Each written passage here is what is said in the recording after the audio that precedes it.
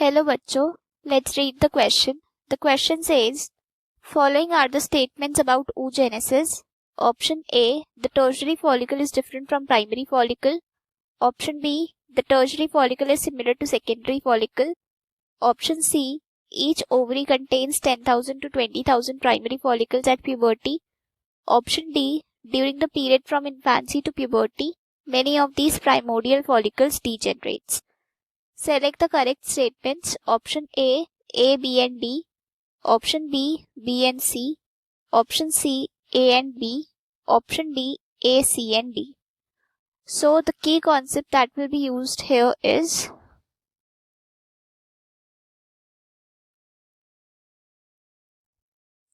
oogenesis.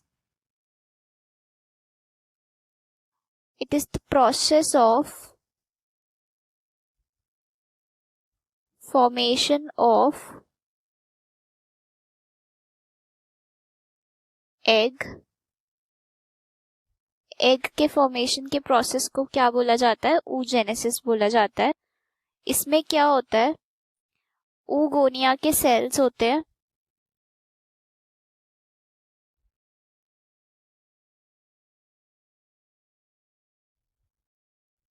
जो कि diploid होते हैं. ये माइटोसिस अंडरगो करते हैं और oogonia की फॉर्मेशन होती है.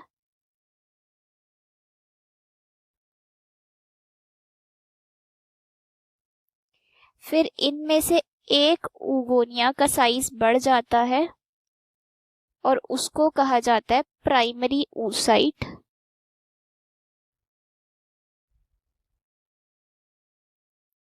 यहां तक जो भी चीजें हो रही हैं ये बिफोर बर्थ ही हो जाती हैं.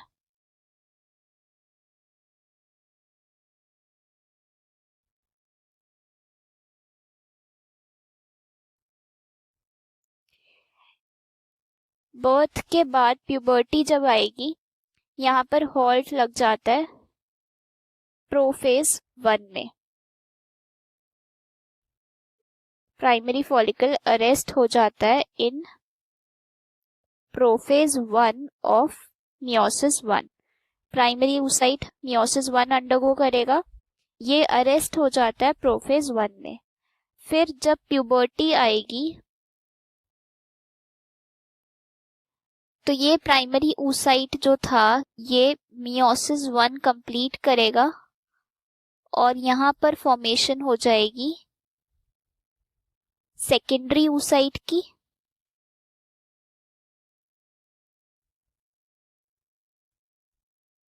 और पोलर बॉडी की. जो प्राइमरी oocyte था ये डिप्लॉइड था क्योंकि माइटोसिस से बना है. oogonia की माइटोसिस से बना है ये. और जो सेकेंडरी oocyte होता है ये हेप्लॉइड होता है क्योंकि मियोसिस 1 हो चुकी है. फिर सेकेंडरी oocyte यहाँ पर हॉल्ट हो जाता है. सेकेंडरी oocyte अरेस्ट हो जाता है मेटाफेज 2 में. ये तभी मियोसिस 2 कंप्लीट होगी जब स्पर्म की एंट्री होगी. फिर ये ओवम में कन्वर्ट हो जाएगा और दूसरी पोलर बॉडी बनेगी. ये क्या हो रहा है? मियोसिस 2 हो रहा है. ये सिर्फ तभी होगा जब फर्टिलाइजेशन होएगी. मतलब स्पर्म की एंट्री होएगी उसके बाद फिर फर्टिलाइजेशन होएगी ओवम के साथ. तो ये पूरा प्रोसेस होता है oogenesis का जो बिफोर बर्थ ही स्टार्ट हो जाता है. मतलब एम्ब्रियोनिक डेवलपमेंट में ही स्टार्ट हो जाता है. अब यहाँ पर हमें क्वेश्चन पूछा है oogenesis के बारे में ही.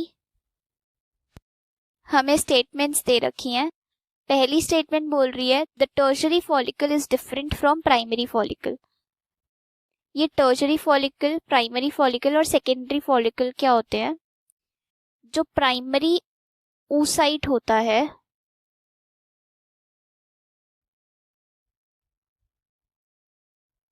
वो सराउंडेड होता है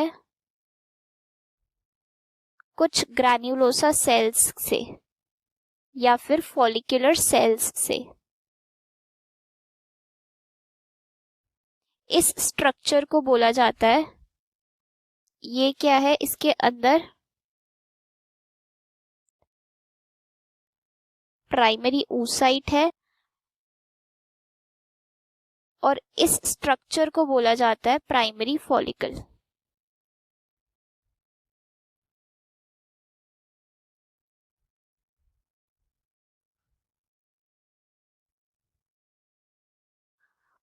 इसी तरीके से सेकेंडरी फॉलिकल क्या होता है, इसके ऊपर FSH काम करेगा, फॉलिकुलर स्टिमुलेटिंग हार्मोन, जो डेवलपमेंट ऑफ फॉलिकल्स के लिए रिस्पॉन्सिबल होता है।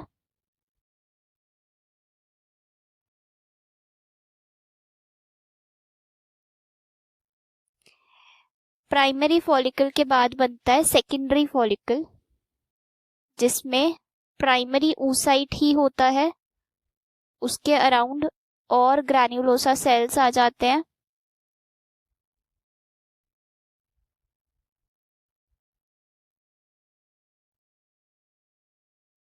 और एक लेयर बन जाती है बाहर, जिसको बोला जाता है थीका।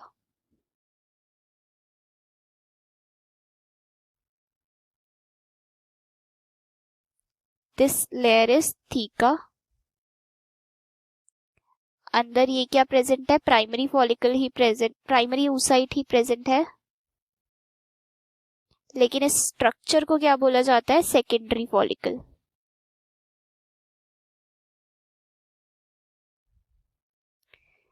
फिर इसके बाद दोबारा FSH इस पे काम करेगा और टर्शरी फॉलिकल की फॉर्मेशन होगी।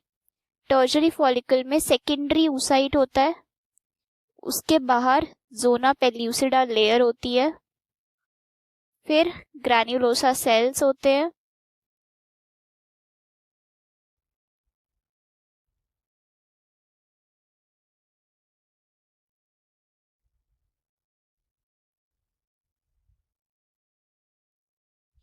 और थीका लेयर जो होती है वो डिफरेंशिएट हो जाती है थीका इंटरना और थीका एक्सटर्ना में।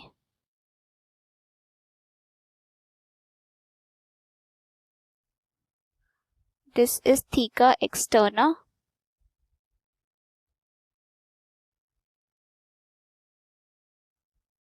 ये क्या है, थीका इंटरना।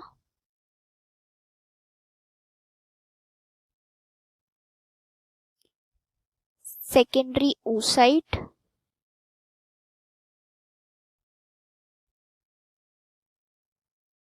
और इस स्ट्रक्चर को बोला जाता है टर्शरी फॉलिकल।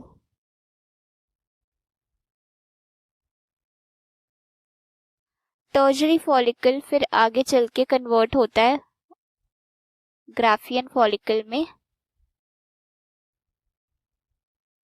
जो कि सबसे एडवांस्ड होता है, राइट। तो ये हमारा है प्राइमरी फॉलिकल, जो डेवलप होगा आगे चल के सेकेंडरी फॉलिकल में, और फिर टर्शरी फॉलिकल बनता है। तो पहली स्टेटमेंट हमें क्या कह रही है कि tertiary follicle is different from the primary follicle. तो जो टर्शरी फॉलिकल होता है इसमें हमारी थीका लेयर होती है, लेकिन प्राइमरी फॉलिकल में थीका लेयर नहीं होती है। तो ये स्टेटमेंट सही है एकदम कि जो टर्शरी फॉलिकल होता है वो प्राइमरी फॉलिकल से डिफरेंट होता है। सेकेंड स्टेटमेंट बोल रहा है the tertiary follicle is similar to secondary follicle. ये स्टेटमेंट भी सही है, क्योंकि जो सेकेंडरी फॉलिकल है उसमें थीका लेयर डेवलप हो गई थी, टर्शरी फॉलिकल में आकर के वो डिफरेंशिएट कर जाती है थीका इंटरना और थीका एक्सटर्ना में। यहाँ पे ग्रैन्युलोसा सेल्स भी थोड़े से ज्यादा होते हैं सेकेंडरी फॉलिकल में, और यहाँ पर और ज्यादा होते हैं टर्शरी फॉलिकल में। तो एकदम सेम नहीं है लेकिन सिमिलर है। तो ये स्टेटमेंट भी हमारी सही हो जाएगी कि जो टर्शरी फॉलिकल होता है वो लगभग सिमिलर होता है सेकेंडरी फॉलिकल के। फिर थर्ड स्टेटमेंट बोल रहा है each ovary contains 10,000 to 20,000 primary follicles at puberty. ये oogenesis की प्रोसेस की बात कर रहा है। यहाँ पर मैंने बताया था कि जो oogonia होता है, यहाँ पर लगभग 1700 oogonia होते हैं। फिर जब उनकी माइटोसिस होती है और oogonia बनते हैं, तो ये इनका नंबर लगभग 6 लाख के पास चला जाता है। फिर जब प्राइमरी oocyte बनेगा, मतलब प्राइमरी फॉलिकल होगा, तो ये लगभग 2 मिलियन होते हैं।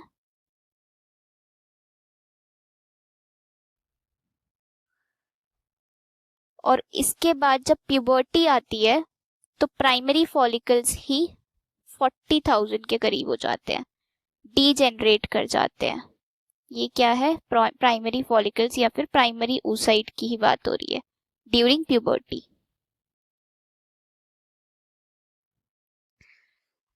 यहाँ पर बोल रहा है स्टेटमेंट में कि each ovary contains 10,000 to 20,000। 10,000 to 20,000 नहीं, 40,000 के अप्रॉक्स होते हैं प्राइमरी फॉलिकल्स प्यूबर्टी के टाइम पे। तो ये स्टेटमेंट हमारी गलत हो जाएगी। नेक्स्ट स्टेटमेंट बोल रहा है during the period from infancy to puberty many of these primordial follicles degenerate. यहाँ पर हम देख ही पा रहे हैं कि जब बर्थ से पहले प्राइमरी oocyte थे तो वो लगभग 2 मिलियन थे, और जब प्यूबर्टी रीच हुई तो सिर्फ 40,000 रह गए।